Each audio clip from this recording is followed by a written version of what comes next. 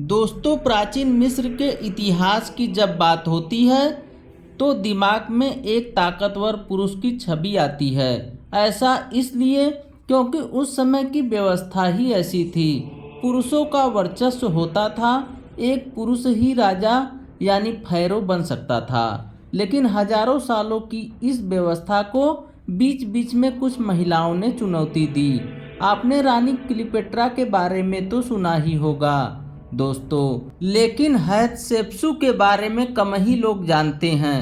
हतशेप्सुत न सिर्फ मिस्र की पहली महिला फैरो यानी रानी बनी, बल्कि उन्होंने बखूबी शासन भी किया।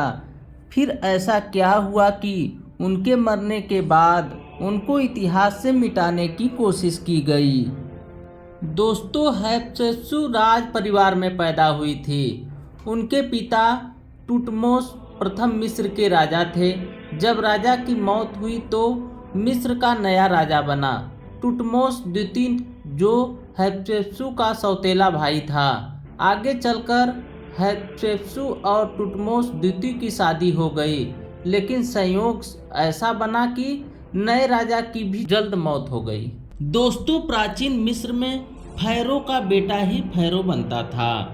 इसलिए बेहद छोटी उम्र का होने के बावजूद तुतमोस द्वितीय का बेटा तुतमोस तृतीय गद्दी पर बैठा।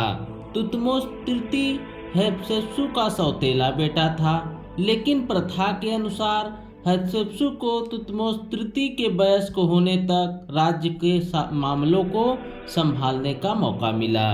दोस्तों, कुछ समय के बाद रानी हतशेप्सुत ने खुद को फैरो घोषित कर दिया। इससे पहले तक कभी भी कोई महिला मिस्र की फैरो नहीं बनी, न ही कभी किसी महिला के पास इतनी ताकत थी। कुछ इतिहासकारों का मानना है कि हतशेप्सुत ने यह कदम इसलिए उठाया था क्योंकि कई लोग उनसे सिंहासन छीनना चाहते थे।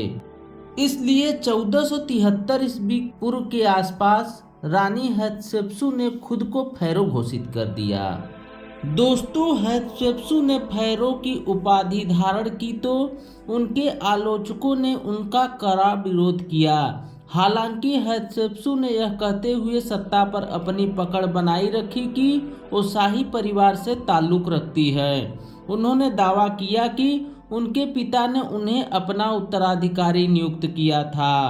दोस्तों, हतशेप्सुत और टूटमोस तृतीय ने अगले 22 सालों तक फैरो के रूप में एक साथ शासन किया।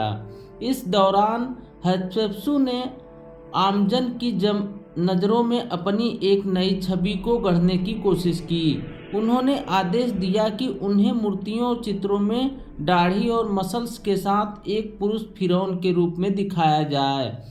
फैरो के पद पर रहते हुए हतशेप्सुत ने महत्वाकांक्षी निर्णय परियोजना शुरू की।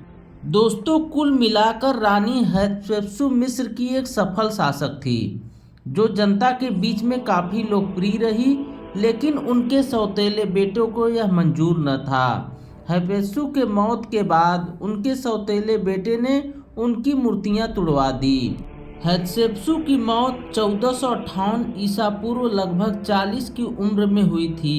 हतशेप्सुत के जाते ही टूटमोस तृतीय ने अपनी सौतेली माँ और मिस्र की पहली महिला फैरो की मूर्तियां तुड़वा दी। Thank you for watching my videos.